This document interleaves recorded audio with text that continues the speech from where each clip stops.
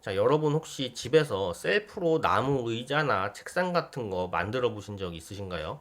저는 시골에 살았었기 때문에 이런 나무 의자들을 만든 적이 있었거든요. 근데 만들 때마다 쉽지가 않더라고요. 쉽게 힘을 못 받고 부서지고 그래서 나중에 저희 어머니가 알려주시길 이 의자 같은 거 만들 때 이 연결부에 이런 나무를 덧대야 된다고 했어요. 그래서 이 나무를 덧대야지 힘을 잘 받는다고 하더라고요.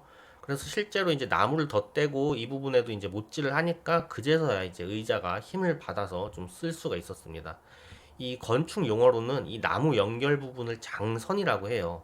그래서 건축에서도 마찬가지인데 이 모서리 부분, 연결 부분, 이 조인트 부분에 이런 장선을 대고 구조형 연결재들을 이제 연결을 해줘야 되는데 실제 사진으로 보면 이렇게 연결재가 이렇게 체결이 돼 있죠. 건물 같은 경우에는 이제 의자보다 훨씬 더 높은 하중, 많은 하중을 버텨야 되기 때문에 이렇게 튼튼한 철제로 된 연결재들이 이제 필요로 하게 됩니다.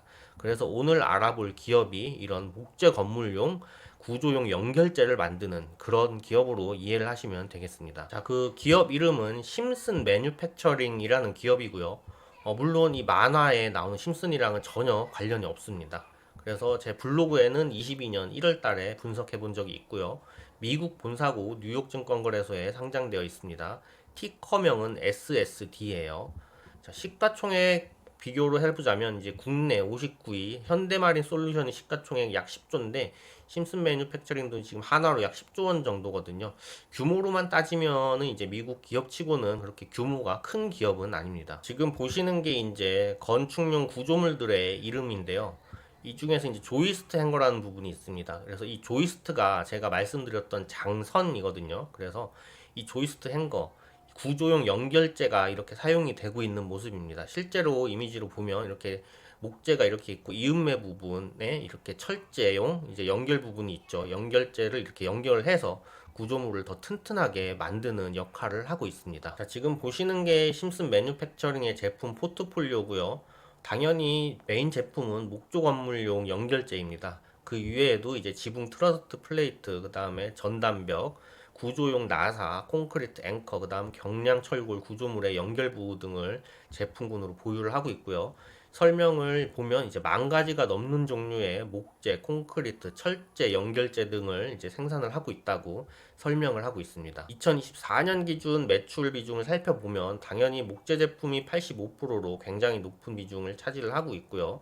지역별로 살펴보면 아메리카 쪽이 78%로 높은 비중이며 유럽은 21%로 그 다음 비중을 차지하고 있습니다. 아시아 태평양 같은 경우에는 1% 내외로 상당히 비중이 적은 편이에요. 10년간 매출 현황도 흥미롭습니다. 일단 10년 연속 매출 증가를 기록해요. 굉장한 성장세고요. 증가율 역시 12%로 굉장히 높은 수준입니다. 다만 2023년, 24년 같은 경우에는 이제 예년보다 이렇게 성장률이 높지는 않았어요. 특히 2024년에는 이제 전년 대비 0.8%만 매출액이 증가를 했거든요. 그래서 그 당시 보고서를 빌려서 보면 이제 북미 지역 쪽에는 이제 가격 하락이 있었는데 판매 물량은 8%로 오히려 증가를 했는데 2023년부터 이제 대량 구매를 하는 소비자들에게 조금 가격 할인을 해줬다고 해요. 그래서 이런 가격 할인 때문에 이제 좀 매출의 성장세가 조금 감소되었고 유럽 같은 경우에도 마찬가지로 가격 하락이었는데 이때는 이제 유럽에서 이게 경쟁이 심화됐다고 해요. 그래서 조금 가격을 세일을 해주면서 좀 매출 증가세가 하락했고 환율 역시 이제 당시에 강달러로 이겼기 때문에 이제 매출 증가세가 조금 둔화되었다고 보고를 하고 있습니다. 다음은 10년간 이익 현황입니다. 10년 평균 영업이익률은 18%, 당기순이익률은 13%로 전반적으로 준수한 수준을 보여주고 있고요. 특히 20년부터 이제 이익률이 개선됐는데 당시에 뭐 특별한 이벤트는 없고 매출 증가를 함과 동시에 비용 개선 효과가 있어서 이익률이 증가된 것이라고 지금 보고를 하고 있습니다.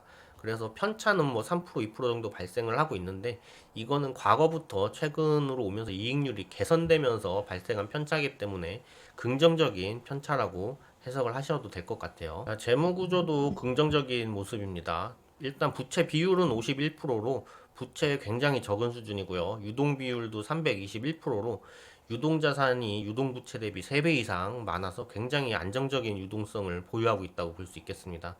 자산의 구성 같은 경우에는 영업권 및 무형자산이 34%로 가장 높은 비중을 차지를 하고 있는데, 전반적으로 이렇게 현금이나 재고, 매출채권, 유형자산 대비해서 뭐 굉장히 많은 수준이라고 볼 수는 없겠고요.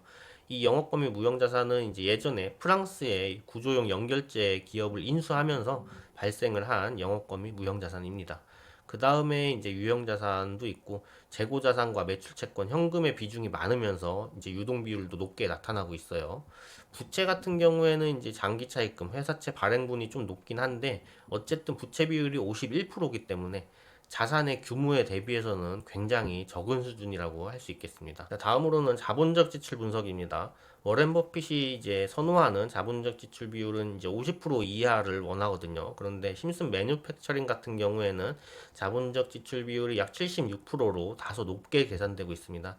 그런데 이거는 이제 2022년도에 프랑스의 이게 프랑스어라서 제가 읽는 게 맞나 모르겠는데 에탄코라는 기업을 이제 인수를 했다고 해요. 근데 이 기업이 아까 제가 말씀드렸던 구조용 연결재를 만드는 유럽의 기업이거든요. 그래서 유럽 사업 부문의 이제 비중을 조금 늘리기 위해서 이 당시에 인수합병을 했는데, 이때 당시에 이제 22년도에 굉장히 많은 이제 투자 현금을 지출하게 되죠. 그래서 이것만 없었으면 사실 자본적 지출 비율이 굉장히 낮았을 텐데, 이 인수 금액으로 인해서 자본적 지출 비율이 76%로 다소 높게 계산되고 있습니다. 자, 다음으로는 주주환원 분석입니다. 심슨 매뉴팩처링의 10년 누계 주주환원율은 52%로 조금 일반적인 수준이고요.